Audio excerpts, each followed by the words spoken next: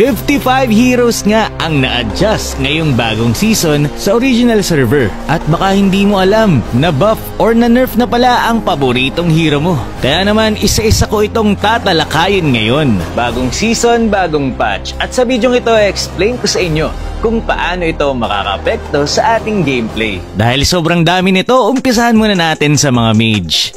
Sa mga nabuff muna, nandyan si Kadita, pinabilis ang kanyang movement speed. Yung dashing speed naman ng kanyang skill 1 ay binalik sa dati. Pinabagal lang ito ng konti, pero binawasan naman ang mana cost nito. Samantalang yung skill 2 naman ay mas mabilis ng umangat at binawasan din ang mana cost. Yung ultimate niya ang pinakamatindi sa lahat. Hindi na ito naka-counter ng normal na crowd control lamang. Kahit ma-crowd control ka habang nagkakas ng ulti, tutuloy pa rin ang ulti mo. Kaya hindi ka na matatakot pumasok sa clash. At ang tanging makaka-cancel na lang sa ultimate mo ay yung suppression effect, kagaya ng kagat ni Franco. Mas pinabilis din ang force swing time ng ultimate niya, kaya solid na talaga, ang ganda ng kumombo. Si Lilia naman pinalakas sa early game. Yung cooldown ng kanyang skill 2 ay 6 seconds na lang at all levels. Tapos binawasan din ang mana cost. Ibig sabihin early game pa lang, mas madali ka nang makakapag-spam ng skill 2. Tapos, every time pa na tumatama ang iyong skill 2 sa kalaban, mare-restore ng 20% ang recharge time ng iyong skill 2. Mas pinaganda ito ngayon, dati kasi kapag full stack lang ang iyong gloom, nagkakaroon ng restoration ng recharge time sa iyong skill 2. So yan, kung makikita nyo, kapag walang tinamaan na kalaban, hindi nagre-recharge agad ang aking skill 2. Pero kapag may tinamaan, mabilis itong magre-recharge. Pero medyo na-nerf etong si Lilia kasi nga kapag late game, 5 seconds dati ang cooldown ng skill 2 niya, pero ngayon 6 seconds na at all level. Tapos binawasan din yung damage growth ng kanyang skill 2. Pero okay lang yun kasi importante yung early game kay Lilia ngayon. Ang hirap sa early dati. Dito naman tayo kay Kagura. Bukod sa nakaka-purify ang kanyang skill 2, habang siya ay nasa process ng dashing, siya ay crowd control immune na din. So makakatakas na siya kay Kufra. Dati kasi nauuntog lang yan At pwede mo na ipangsalo ng skill yung dash mo. Mas pinalakas din yung kanyang passive. Mas dinagdagan yung shield. Tapos kapag mas mataas ang magic power mo, mas malaki pang shield lalo. Si Odette naman binawasan ang mana cost ng kanyang skill 1. Tapos binawasan ang force swing time ng kanyang skill 2 at tinanggal yung back swing time.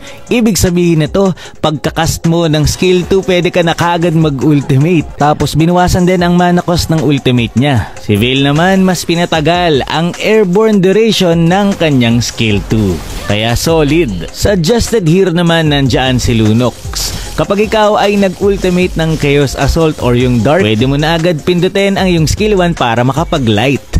Kaya medyo hindi ka na matatakot pumasok kasi madali nang makaka-out. Pero kapag nag-dark ka, tapos pinindot mo agad yung iyong skill 1, wala na, hindi mo na maibabalik or hindi ka na makakapag-spam ng skill 2. Tapos na yung Dark Assault mo. Sa mga nerf heroes naman tayo sa mage, nandyan si Lu Wei. Nare-reveal na siya sa mapa kapag ginamit niya ang ultimate niya. Pero hindi mo makikita kung saan siya papunta. Pero kahit na, nerf pa rin yun. Ang lala, si Sushin din na nerf. Kapag siya ay nag-skill to sa bush, hindi na mare-reveal ang mga nandoon unless tamaan ito ng skill to mo.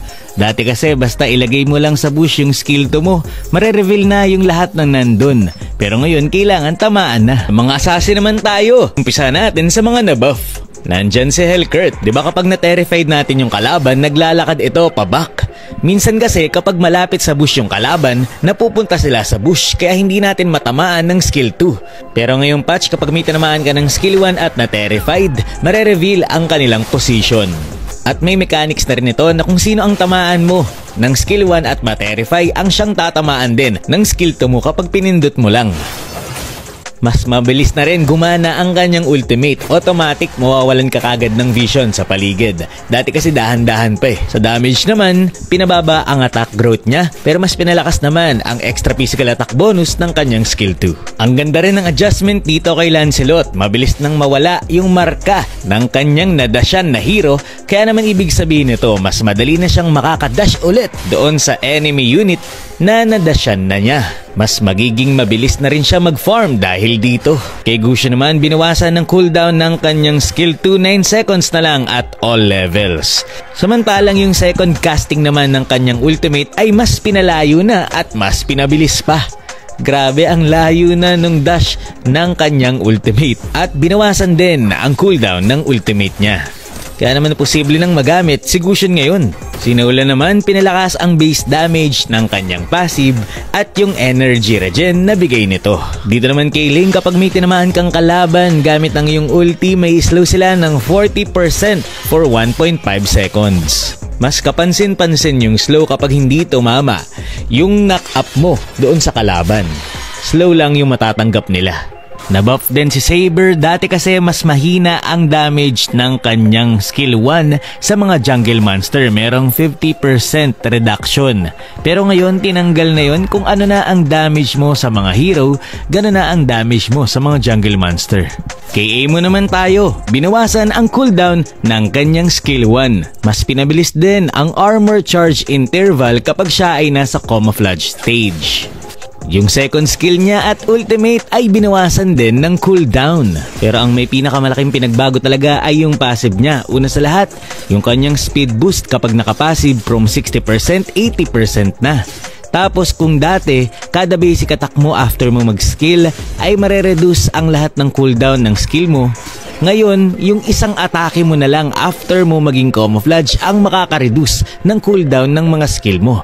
Kaya naman ang playstyle na dito ay in-out na lang. Hindi mo na bababaran ng basic attack. Sa mga na-nerf naman tayo, nandiyan si Hayabusa. Mas pinabagal na ang kanyang capability na makapagpa-stack sa kalaban. Dati kasi pagka skill 1 mo, 2 stack agad. Ngayon aantayin mo pang bumalik yung shuriken para magka-stack. Pero para sa akin, mabilis pa rin magpa-stack eh. Samantalang yung ultimate naman niya ay binawasan ang base damage pero dinagdagan naman ang extra damage. Si Selena na nerf din. Yung cooldown ng kanyang ultimate ay fixed na 5.5 at all levels. Dati kasi 4 seconds na lang yan kapag late game. Pero makakagain na siya ng magic power kapag nile-level up niya ang kanyang ulti. Si Hanzo na nerf din, pinabagal siya mag-farm dahil dinagdagan ng cooldown ang kanyang skill 1 kapag sa jungle monster ginamit. Pero kapag sa Lord and Turtle mo ginamit, imbes na 50% lang, 60% na ang marereduce na cooldown sa skill 1 mo. Si Julia naman ay pinabagal mag-farm dahil 75% na lang ang damage ng kanyang enhanced basic attack sa mga jungle monster.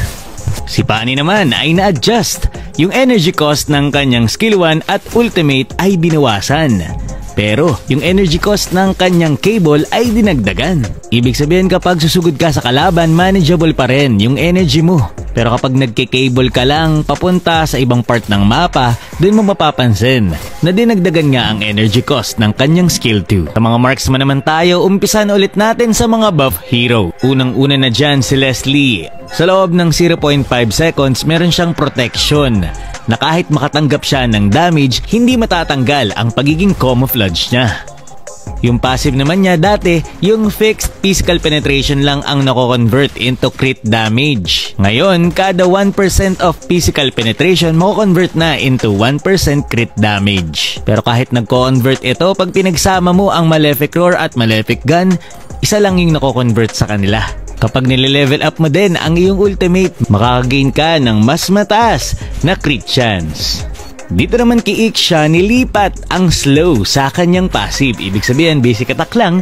Basta napagana mo yung passive, may slow mo yung kalaban ng 25% for 1 second. Mas pinalakas din ang lifesteal niya against non-hero units. Dahil nga nasa passive na yung slow, wala nang slow yung kanyang skill 1. Pero mas pinabilis naman ang movement speed na nagigain niya kapag tumatama ang skill 1 niya. From 40-50% na. Inayos din nila ang auto-cast targeting logic ng skill 1 at skill 2 habang naka-ultimate. Kaya naman pagkakas mo ng ulti, pindutin mo na lang yung skill 2 tapos skill 1 mo. Binawasan din ang cooldown ng ultimate niya. Kay Bruno, mas madali nang magpa-stack dahil 8 na lang ang maximum stacks na kailangan mo para maabot yung maximum crit chance sa kanyang passive. Binawasan din ang mana cost ng kanyang skill 1 from early game to late game. Si Nathan naman, binawasan ang cooldown ng kanyang skill 1 sa late game. At si Kimi lang ang na-nerf ngayong patch sa mga marksman.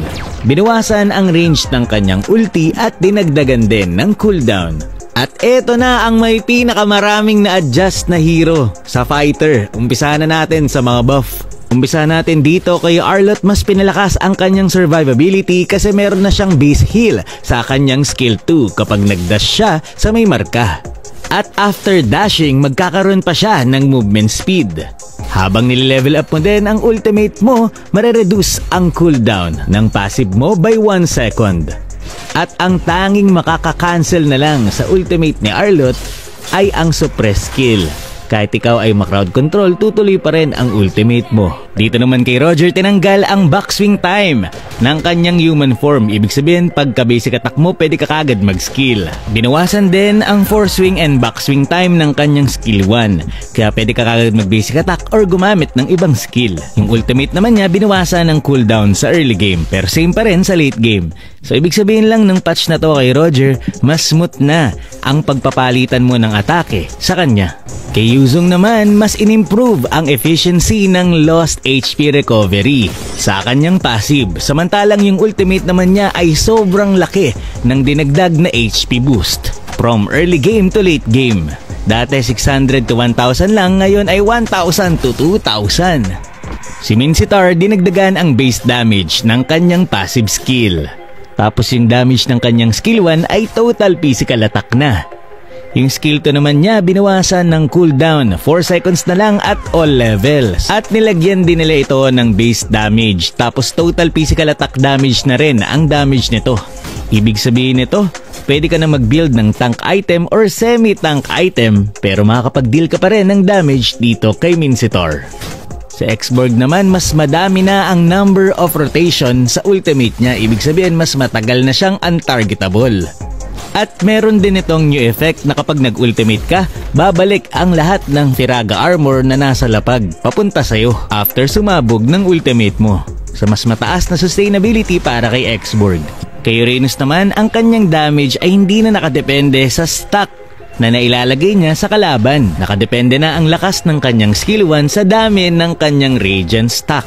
Mas mataas na stack para sa kanyang passive, mas malakas na damage. Pati yung basic attack ni Uranus ay mas malakas na kapag mas mataas ang stack ng passive niya. Kaya mas magiging malakas na siya mag-push. Baka pahirapan na tayo nito kapag sumasegway ito. Kay Lapu-Lapu naman, ang kanyang skill 1 ay binawasan ng cooldown sa late game. Tapos suppression na lang ang makaka-cancel dito. Yung normal na crowd control ay hindi na makaka-cancel ang skill 1 mo. At yung skill 2 naman niya ay mas pinaganda kasi kahit isa lang yung kalaban mo, makakagain ka na kagad ng 30% damage reduction kapag tinamaan ito ng skill 2 mo. Tapos kapag marami ka pang tinamaan, yung additional na kalaban ay 8% ang dagdag na damage reduction. So total of 62% damage reduction ang makukuha mo kung lahat ay mapapatamaan mo ng skill 2. Pero ginawang 3 seconds na lang ang damage reduction duration. Si Terisla naman binawasan ng cooldown ng skill 1. Tapos yung kanyang skill 2 naman ay dinagdagan ng damage sa minions sa early game. Si Pakito naman binawasan ang cooldown ng kanyang skill 2 at ultimate. Samantalang si Ruby naman, mas pinalakas ang spell bump. Dati, 5% lang ang base spell bump nito. Pero ngayon, habang nagle-level up siya, mas tumataas ang kanyang base spell bump na umaabot ng 20%. Pero, ang kanyang defense increase after dashing ay binawasan. Si Aldous, binawasan ang mana cost ng skill 1. ML, di pa sapat yung buff nyo dito kay Aldous. Si Guinevere mas pinatagal ang airborne effect ng skill 2 from 0.8, 1 second na. Si Alucard naman, pinalakas ng 10% ang lahat ng kanyang damage sa mga jungle monster.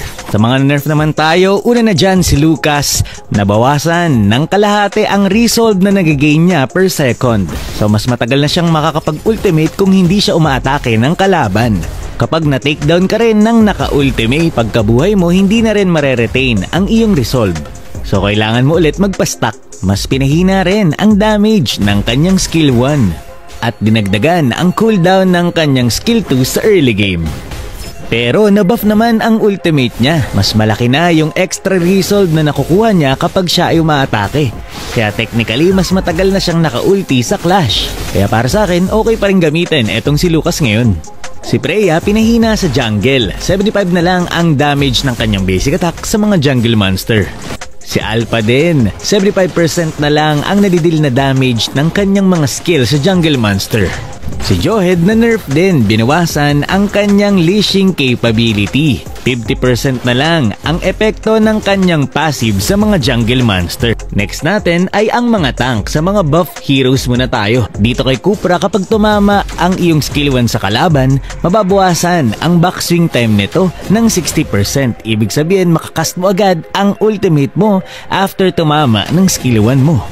At hindi na rin makakancel ng crowd control skill ang ultimate mo upon casting. Tanging suppress na lamang ang makakakancel sa ultimate mo. Kay Minotaur naman, nabuff halos lahat ng attributes na pampakunat, base physical and magic defense, at physical and magic defense growth. Si Atlas naman, nabuff ang passive. 2 seconds na lang ang kailangan mo para ma-frozen ang kalaban na nilapitan mo after mong mag-skill. Si Esme nabuff ang ultimate, binawasan ang mana cost nito at binawasan din ang cooldown. Sa mga na-nerf naman tayo, nandyan si Baxia. Kasabay ng pag-nerf ng lahat ng anti-heal item, na-nerf din ang anti-heal ni Baxia. 40% na lamang ito. Na-nerf din si Chip. Kapag ginamit niya ang kanyang skill 4, mare-reveal siya sa mapa at kung saan siya pumunta. Dinagdagan nito ng 1 second for swing, kaya medyo matatagalan na siya bago makapag-teleport. Sa adjusted hero naman, nandyan si Barats dahil naapektuhan na ng resilience ang knock-up effect. Kagaya nito, naka-Barats ako tapos naka-top boots pa ako at brute force. Tignan nyo kung gaano kabilis lang yung knock-up ni Kadita.